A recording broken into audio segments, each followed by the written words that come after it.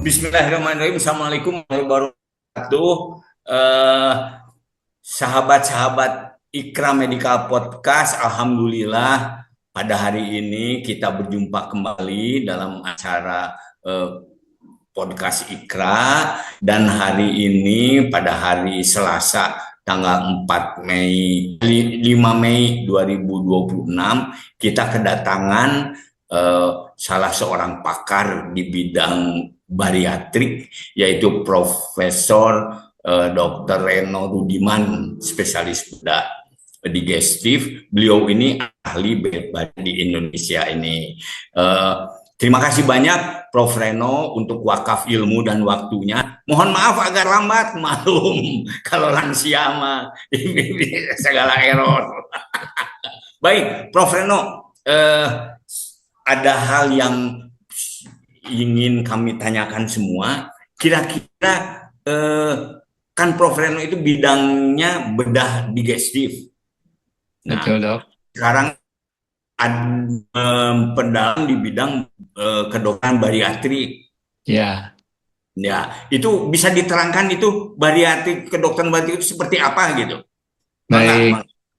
Ya, jadi bedah bariatrik itu adalah pembedahan atau tindakan yang ditujukan untuk memperbaiki metabolisme pasien yang obesitas, Dok. Untuk memperbaiki metabolisme pasien yang obes, yang Betul. gemuknya. Setiap Ya, orang yang gemuk itu bisa dilakukan operasi bariatrik ini atau bagaimana?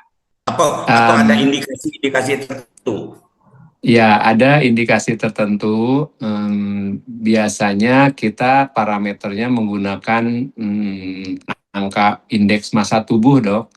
Indeks massa tubuh itu hasil perkalian dari tinggi badan dan berat badan. Ada rumusnya, silahkan aja di Google, hitung indeks massa tubuh. Nah, mereka yang obesitas untuk ukuran Indonesia itu bila indeks massa tubuhnya 30 atau lebih. Jadi merekalah yang Jadi yang kandidat indeks massa untuk tubuh bariatrik ya. 3 lebih bisa menjadi jadi salah satu pilihannya adalah operasi bariatrik gitu ya. Nah, kan Ya, kita tahu kalau punten ya, kalau orang dengar operasi, nah bisa diberi gambaran operasi bariatrik seperti apa gitu. baik. Jadi secara umum dibagi dua sih pembedahan bariatrik itu. Ada pembedahan yang sifatnya restriktif atau membatasi asupan makanan yang masuk, yaitu dengan memotong ukuran lambungnya menjadi lebih sedikit, kapasitasnya mungkin hanya 30% dari kapasitas normal. Jadi pasien makan lebih sedikit sehingga asupan makanan yang sedikit ini akan membuat tubuhnya akhirnya mengambil energi dari cadangan lemak tubuh sehingga pasiennya menjadi lebih kurus.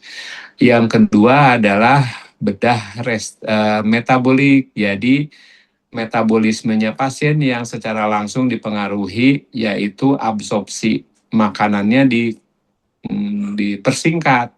Jadi dilakukan bypass usus. Jadi ususnya pencernaannya yang normalnya misalkan secara umum panjangnya usus halus itu kan 3 meter, Dok, di dalam perut itu.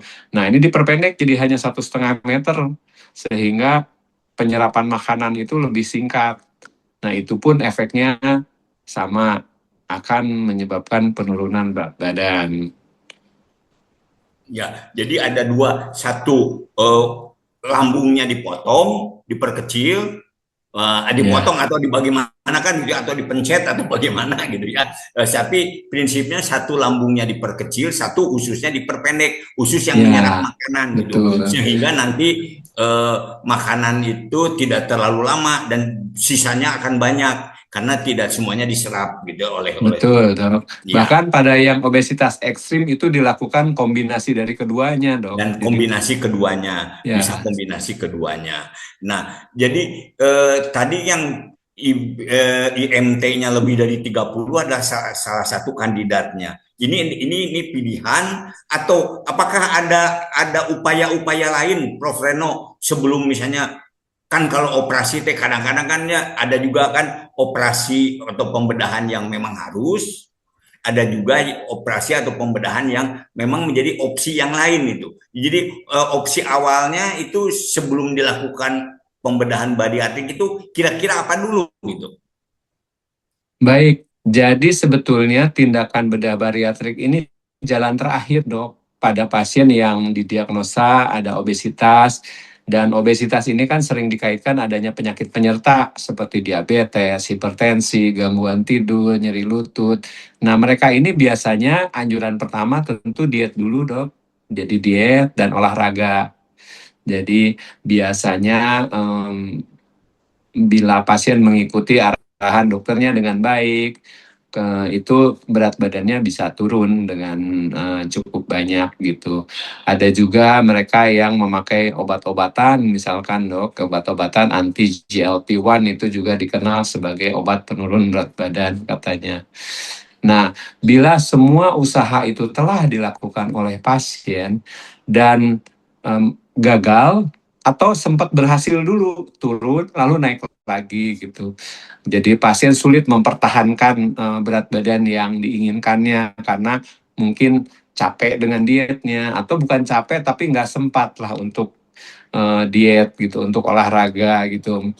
Jadi akhirnya usaha terakhir adalah bariatrik itu dok. Jadi memang ini sebagai opsi terakhir kalau sudah mencoba berbagai metode dan menemui kegagalan. Kira-kira Prof. Reno bisa nggak sebagai gambaran eh, operasi mengecilkan lambung?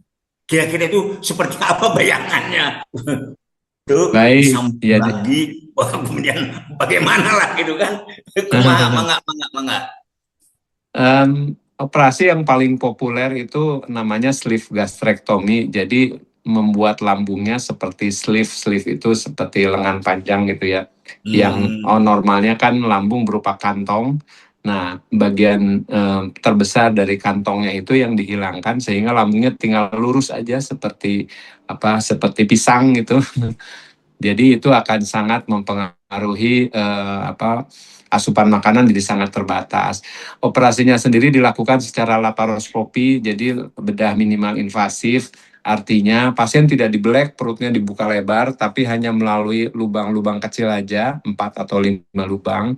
Lalu dokter bedahnya melakukan pemotongan itu melalui layar monitor, melihat dalaman perut gitu, lambungnya diangkat. Jadi karena minimal invasif, lukanya kecil, nyeri pasca bedahnya minimal, dan pasien juga biasanya besoknya bisa dilakukan pemulihan yang cukup cepat. Jadi besoknya boleh duduk, boleh mulai minum, lusanya juga biasanya sudah bisa pulang dari rumah sakit. ya, jadi tidak lama minimal invasi. Punten ya, kan kalau bekas luka operasi teh ada kaitannya dengan estetik, apalagi ibu-ibu. Wah, kalau luka panjang, belum nanti kemungkinan keloid itu bisa menjadi dalam tanda petik penghalang untuk dilakukan proses ini. Padahal pembedahan bariatrik itu diperlukan. Jadi ini ternyata dengan minimal invasif. Nah, kalau di Bandung nih, kalau ada, di mana saja bisa dilakukan itu? Ya, kebetulan di Bandung saat ini saya berpraktek di Rumah Sakit Hasan Sadikin, di Rumah Sakit Maya Pada Bandung, dan Rumah Sakit Melinda II Bandung. Ya, Ketiga rumah sakit itu mempunyai peralatan yang cukup mumpuni untuk melakukan tindakan bedah bariatrik, dok. ya. Jadi di tiga rumah sakit ini insya Allah bisa kita lakukan sebagai opsi pilihan ya. Nah, tapi kadang-kadang Prof. Reno eh, Ari anu anu gendut suka ambil jalan pintas. Kalau di harus ini olahraga, aduh koreamnya teh besar. Nah, jadi apakah boleh gitu? Oh, Prof, saya mah malas harus diet, tapi ya memang memang diperbolehkan opsi seperti itu. Jadi kalau dengan membandingkan antara diet dan bedah bariatrik ya dok, kalau diet itu sering gagal karena putus di tengah jalan. karena tergoda gitu ya dengan teman-temannya gitu. Kok teman-temannya jajan kuliner, kok saya lagi diet gitu. Kemudian udah dietnya mulai besok aja deh gitu kan, hari ini batal gitu ya. Atau ada juga pengalaman pasien saya yang kerjanya di bidang public relation. Jadi kadang-kadang dia makan siang saja tuh sampai harus 3 kali dengan 3 tamu yang berbeda gitu. Jadi terpaksa dia makan gitu untuk mengentertain tamunya. Kemudian masalah olahraga juga, olahraga dengan bobot yang demikian berat gitu ya. Dia sulit memang olahraga. Kadang-kadang dia pengen tapi ya cepat lelah, baru 10 menit lututnya nyeri gitu atau sesak nafasnya. Jadi memang olahraganya juga mungkin bukannya tidak mau tapi tidak mampu gitu dengan membawa beban tubuh yang demikian berat. Nah, mereka yang seperti demikian, ketika menjalani bedah bariatrik, itu dok, sensor laparnya tuh ikut terangkat. Karena sensor lapar tuh ada di lambung, di bagian fundusnya, itu Oh, ikut jadi terangkat. sensor lapar. Sehingga ketika dia hanya bisa makan makanan dalam jumlah yang sedikit, dia tidak ada rangsang lapar atau rasa craving untuk mencari makanan itu sangat jauh berkurang. Jadi walaupun dia berada di lingkungan teman-temannya yang sedang makan-makan dengan nikmatnya, dia tidak begitu tergoda gitu.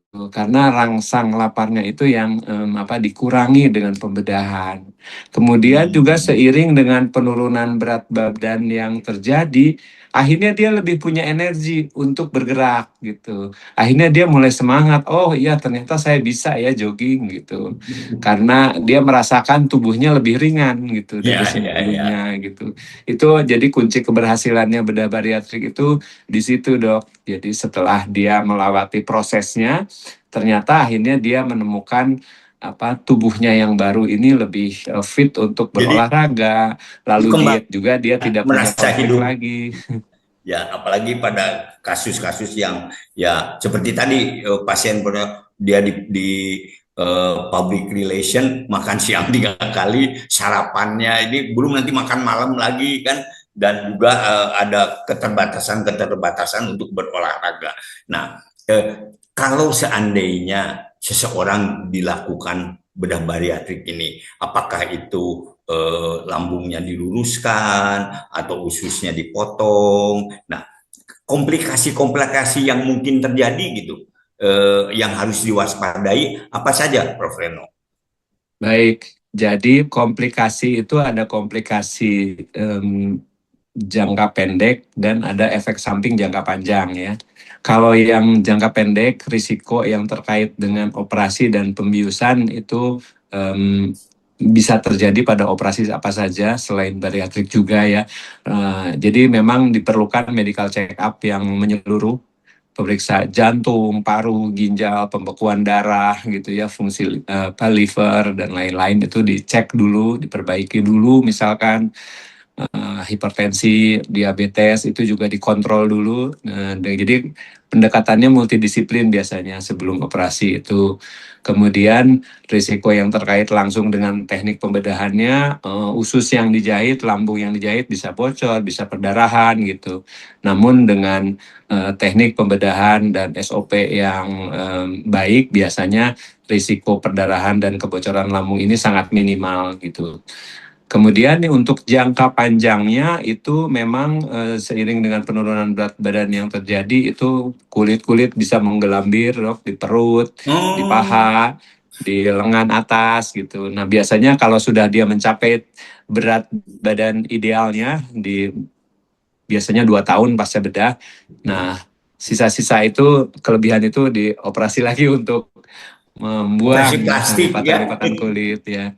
Kemudian juga yang resiko yang bisa terjadi adalah pasien menjadi kekurangan vitamin dok karena asupan makanan yang sedikit otomatis kandungan vitamin yang terkandung dalam makanan juga sedikit.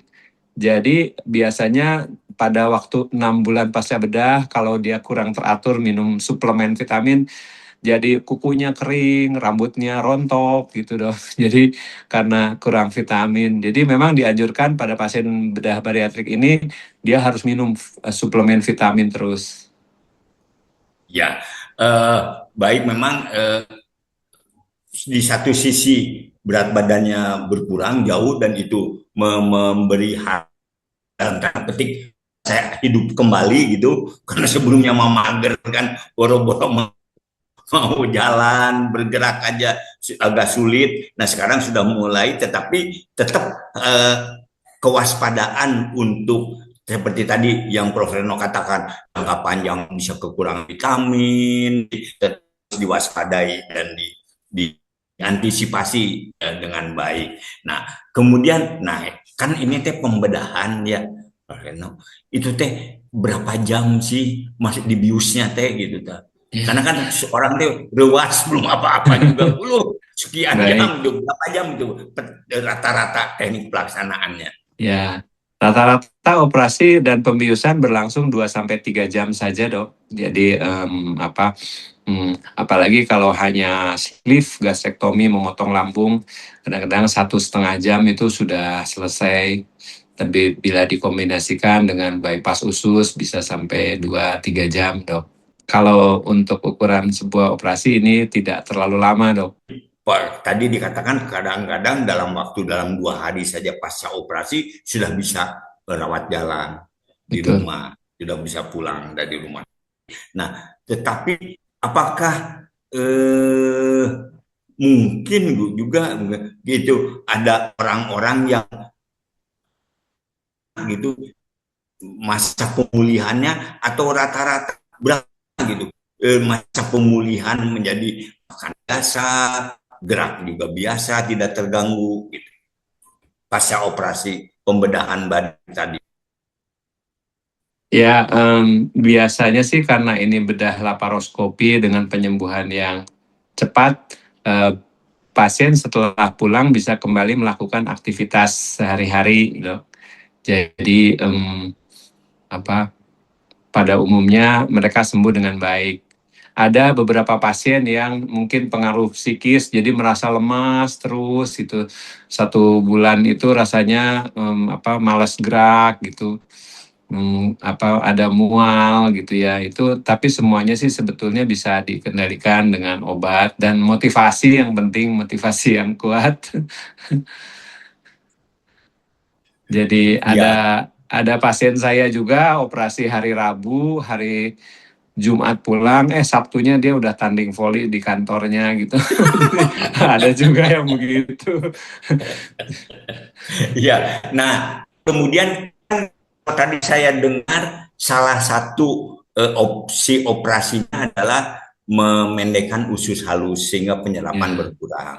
Nah, jadi transit time itu berkurang sehingga apakah ada kemungkinan menjadi diare gitu masa penyerapan buat sehingga kalau lumrahnya gitu ya tinja itu kan sudah cairannya semua diserap sari-sari makanannya diserap kemudian sehingga tinggal sisa-sisanya saja baru dikeluarkan dari tubuh kita tapi karena ini ada masa pemendekan mungkin nggak menjadi diare gitu ada nggak kasus Um, yang ya, mungkin dok, terutama sangat dipengaruhi oleh jenis makanannya dok. Kalau terutama kalau makanan yang banyak mengandung lemak itu terjadi intoleransi lemak. Nah itu akan jadi diare yang seperti berminyak gitu dok.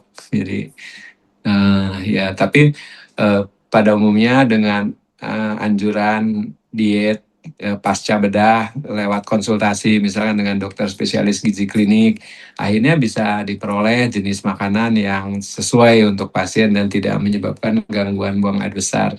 lah sebelumnya favorit sebelah atau apa mungkin harus ditinggalkan ya yang Betul pedas dok. atau yang bagaimana harus dikurangi jadi itu harus Ya, ada ada adaptasi makanan apa yang boleh dan ya makanan apa yang tidak boleh dok setelah makan yang pasca cocok pembedahan. kembali ya. Ya. Ini eh, kalau misalnya masyarakat menyanyikan gitu seberapa aman tindakan-tindakan keberhasil artinya begini seberapa berhasil tindakan bedah bariatrik ini untuk mengatasi obesitas kegemukan yang luar biasa gitu. Baik dok. Sangat aman dok, dengan pengawasan yang ketat, dengan disiplin, kontrol, dan lain-lain. Itu pada umumnya pasien bisa hidup sehat dan diharapkan dalam 6 bulan tuh biasanya sekitar 20-30% berat badannya turun dok. Nah, hilang 30% dalam sekitaran 6 bulan dok. Biasanya terutama 1 bulan pertama itu turun drastis, kemudian nanti akan turun lebih perlahan sampai melandai dan stuck pada 1 sampai 2 tahun pasca bedah biasanya sudah melandai, itu sudah sulit turun Ya, lagi itu karena tubuhnya juga ya. sudah menyesuaikan dengan pola makan yang baru. Eh, Bisa dibandingkan sebelum dilakukan pembedahan bariatrik dan sekarang kan akan dan bukan hanya dari berat badan menurun Ya, saja, dari tampilan juga akan lebih lebih lebih baik gitu. betul dok. Dan yang lebih penting sebetulnya metabolismenya tuh lebih baik dalam artian kan obesitas itu terkait dengan beberapa penyakit penyerta dok seperti hipertensi, diabetes gitu, sleep apnea, Ya, GERD. Nah itu dengan penurunan berat badan yang terjadi itu gejala-gejala itu bisa turun dan bahkan sampai sembuh sama sekali dok. alhamdulillah. Jadi itu Ya, salah satu manfaat dari betul proses ya. pembedahan Ya, bariatrik. Nah, sekarang ini kan di kita ini, Prof. Reno, sebagian besar semuanya tergantung dari JKN, asuransi. Nah, apakah tindakan ini, kan suka bertanya, Prof, bagaimana, apakah di cover BPJS gitu kan, dan di mana bisa dilakukan, ya, memang apa saja yang di cover gitu. baik. Jadi masih ada miskonsepsi bahwa bedah bariatrik itu orang gemuk ingin jadi kurus. Jadi konotasinya wah ini untuk kosmetik nih, untuk estetik nih gitu. Sehingga kalau sudah masuk pasal ke situ, otomatis BPJS dan asuransi itu udah langsung menolak gitu. Karena ini sih hanya ingin tampil lebih cantik aja gitu kan. Padahal sebetulnya ini tuh operasi untuk memperbaiki metabolisme tubuh pasien yang memang obesitas sendiri itu juga oleh WHO, oleh Kemenkes sudah dinyatakan bahwa obesitas itu penyakit gitu, bukan cuma sekedar keadaan gitu. Nah, sayangnya memang baru sebagian asuransi yang bisa mengerti konsep ini dan mau mengcover tindakan bedah bariatrik. Jadi mungkin ya, silakan menghubungi pihak asuransinya, melihat polis-polisnya bagaimana.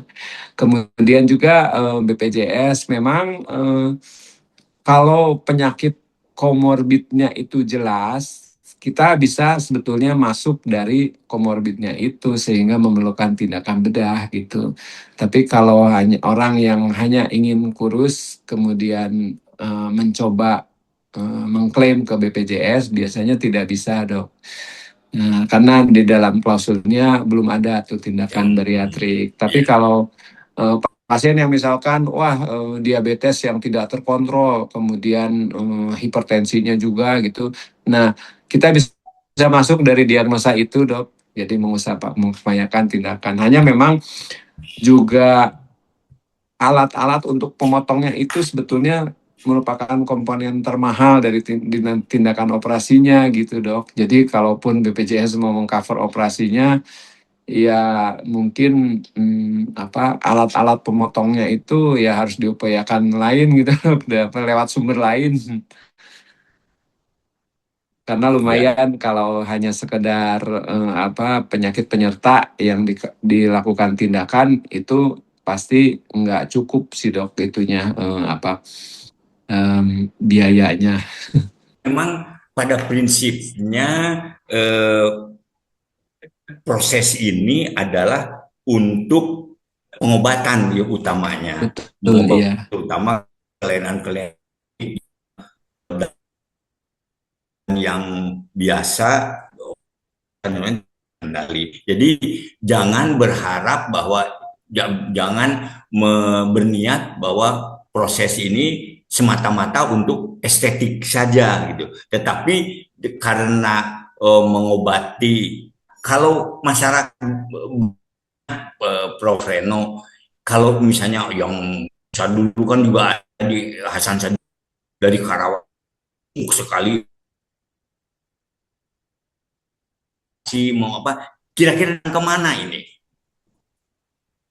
Ke, oh iya, baik dok. Kalau di Rumah Sakit Hasan Sadikin, ke Polibedah Digestif di Gedung Anggrek, Rumah Sakit Hasan Sadikin dok. Kalau mau apa, lewat jalur yang biasa gitu. Ada, saya juga berpraktek di klinik eksekutifnya dok, di rumah sakit yang sama di Hasan Sadikin. Atau di swasta di Rumah Sakit Mayapada dan di Rumah Sakit Melinda 2 dok. Jadi ke bedah digestif di rumah sakit yang tadi disampaikan itu ya, insya Allah bisa dalam tanda petik tertangani. Nah, eh, kalau kita lihat ya, Prof. Eno, ke melihat, mohon maaf ini kita di Ikra, kita melihat sejarah itu eh, kalau ada orang lapar gitu, Nabi itu selalu kemudian diikat. Jadi dikecilkan itu perutnya itu dari luar. Nah, kira-kira kalau misalnya kan dikit itu ibu-ibu pakai stagen, pakai apa gitu kan. Nah, itu prinsipnya apa bisa bisa berdampak sebagai yang tadi disampaikan dengan memakai stagen yang ketat, perutnya jadi kecil, makannya sedikit gitu. Apa memungkinkan itu? Mungkin secara teoritis bisa dok. Saya sendiri baru dengerin dok seperti itu. Tapi kira-kira 10-20 tahun yang lalu salah satu tindakan bedah bariatrik itu memasang pita di dalam lambung dok, supaya asupannya jadi terbatas gitu. Jadi laparoscopic gastric banding namanya. Tapi sekarang prosedur itu sudah ditinggalkan karena banyak komplikasinya, banyak penyulitnya dan harus pasien itu seminggu sekali kontrol terus ke dokter bedahnya untuk mengukur keketatan dari bandnya. Karena kalau terlalu longgar percuma, dia tetap bisa makan banyak, tapi kalau terlalu ketat dia nggak bisa makan sama sekali, jadi muntah-muntah gitu. Jadi dianggap tidak praktis, dan juga mungkin kalau yang seperti diikat stagen di perutnya itu mungkin jadinya apa ya, kurang nyaman ya untuk pasien, seperti memasang restriksi yang apa sangat mengganggu mungkin keleluasaan bergerak si pasien dok. Satu opsi gitu ya, bukan salah satu opsi. Nah, eh, kalau sesudah tindakan pembedahan bariatrik, baik itu lambungnya diluruskan atau usus halusnya diper tubuh itu kan punya kemampuan untuk dalam tanda petik me mengadaptasi dan punya kemampuan untuk memulihkan. Nah, ada nggak kemungkinan pemulihan kembali dan artinya jadi gemuk lagi gitu kan? Betul dok, jadi ukuran lambung yang sudah diperkecil ini secara perlahan-lahan akan berkembang lagi, melar lagi gitu dok, walaupun Hmm, mungkin tidak sampai kembali ke ukuran normal, tapi secara pelan-pelan mungkin biasanya pada bulan ke-6 itu dia sudah bisa makan lebih banyak, yang tadinya 2-3 suap sudah kenyang, kok sekarang jadi bisa 5-7 suap gitu. Jadi secara perlahan-lahan memang lambungnya beradaptasi dan bisa mampu menerima makanan lebih banyak. Tetapi pada saat itu, pada saat bulan ke-6, bulan 7, berat badannya sudah jauh lebih lebih ideal gitu. ya, ya, Jadi ya, akhirnya memang terjadi penyesuaian seperti itu, dok.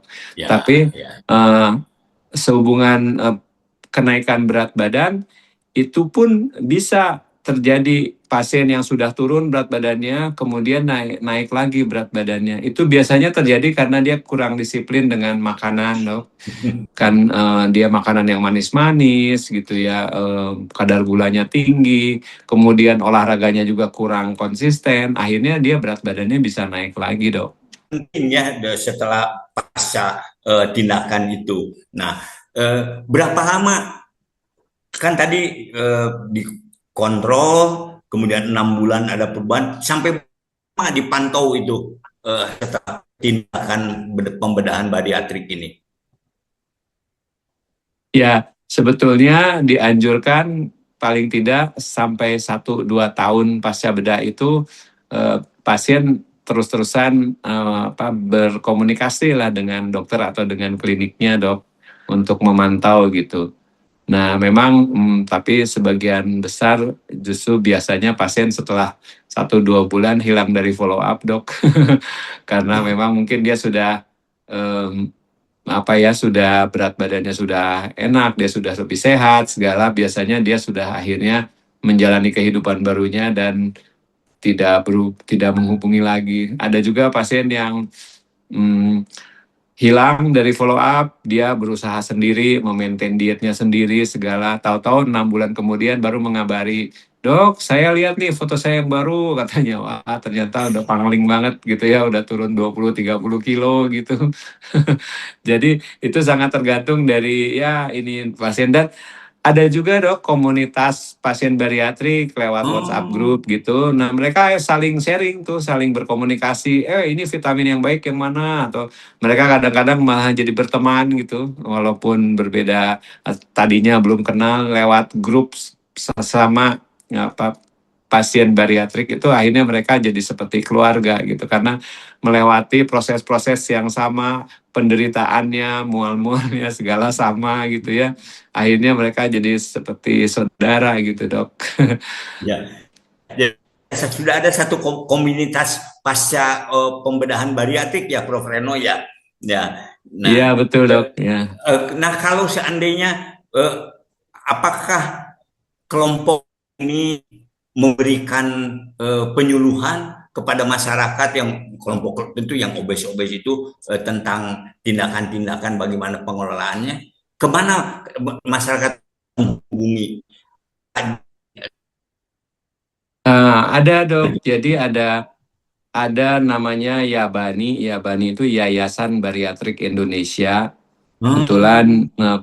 pemimpinnya itu mungkin semua juga sudah kenal ya, Mbak Meli Guslau. Dia juga telah menjalani bedah bariatrik ya. Dia ketua dari Yayasan Bariatrik Indonesia. Nah, suka mengadakan penyuluhan-penyuluhan gitu, dok. Bahkan kumpul sesama pasien bariatrik untuk sharing segala. Ada bahkan suka mengadakan keriaan gitu ya, seperti fashion show segala gitu ya, untuk mereka-mereka yang sudah berhasil menjalani bariatrik ini gitu. Anggotanya berkisar sekitar 400 sampai 500 Wih, orang tuh, dok. alhamdulillah Ya, banyak sekali ya. Jadi ya, ya, bagi masyarakat yang ingin dalam tanda petik mengetahui bagaimana eh, pengalaman melakukan operasi pembedahan bariatrik, itu bisa berkonsultasi, bertanya, mengobrol dengan Yabani, Yayasan ya, Indonesia. Dan ketuanya adalah Ibu Meli Guslau, anggota DPR sekarang kan, ya, DPR, betul, DPR kalau nggak salah. Ya, sehingga bisa mendapat informasi yang jelas, yang benar, betul yang ya, tidak dalam tanda petik tidak hoax-hoax gitu ya, betul. informasinya. Iya.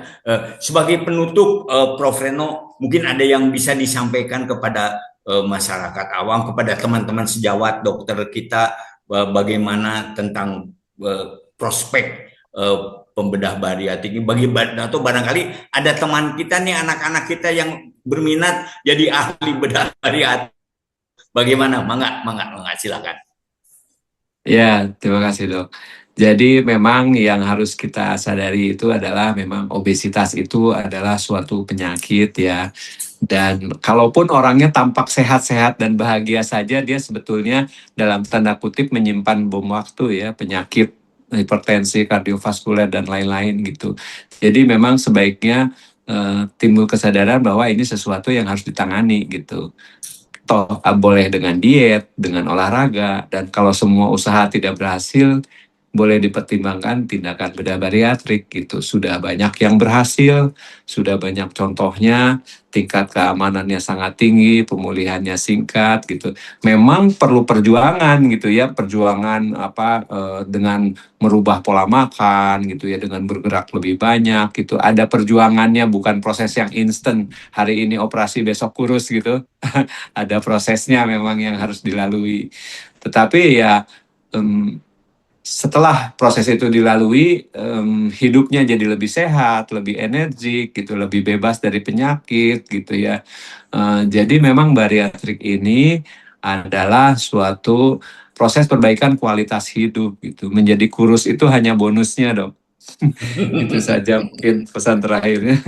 Iya, kualitas hidup membaik. Ya, jadi jangan ingin kurus, tapi ingin kualitas hidup lebih baik, metabolisme lebih terkendali, penyakit-penyakit yang biasanya udah pakai obat segala macam enggak juga akan menghilang, berkurang, dan bonusnya adalah penampilan yang lebih estetis lagi nanti kelas. Banyak